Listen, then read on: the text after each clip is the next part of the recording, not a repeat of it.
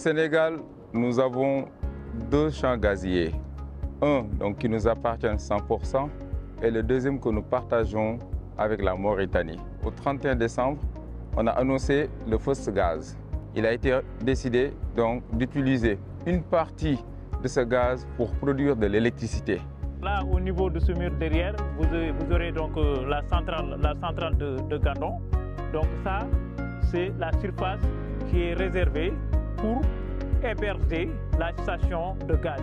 Dans le cadre de la mise en œuvre du projet de gazoduc du segment nord, reliant le hub de GTA à la centrale de Gandon, nous venons de finaliser la visite de site avec les soumissionnaires potentiels pour la réalisation de ce projet. RGS est vraiment dans l'optique en 2025 de commencer la construction de ce gazoduc qui va quitter le hub de GTA pour se rendre vraiment sur la côte pour pouvoir acheminer le gaz qui a commencé à être produit depuis le 31 décembre 2024.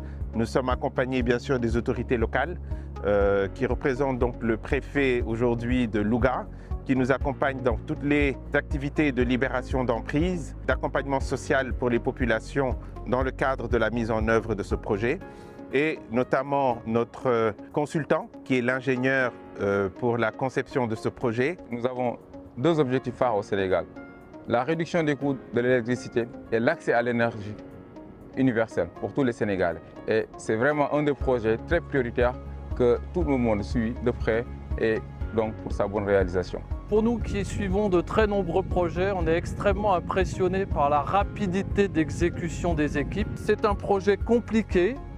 C'est le premier projet qui permet au Sénégal d'avoir du gaz domestique qui, encore une fois, va permettre de rapidement apporter ce gaz domestique au Sénégal et pouvoir produire les premiers kilowattheures électriques avec à la fois un coût réduit, mais également un impact positif sur l'environnement puisque le gaz étant bien meilleur que le HFO. Cette visite de site rentre dans le cadre des clauses du dossier d'appel d'offres qui a été mise en œuvre conformément aux lois et règlements en vigueur et qui a permis la mise en concurrence d'entreprises, de compagnies qualifiées techniquement avec les hautes performances que nous souhaitons. Nous espérons pouvoir très prochainement entamer les travaux d'ici le deuxième trimestre 2025 pour la réception provisoire en début 2026 et l'arrivée du gaz sur les côtes sénégalaises.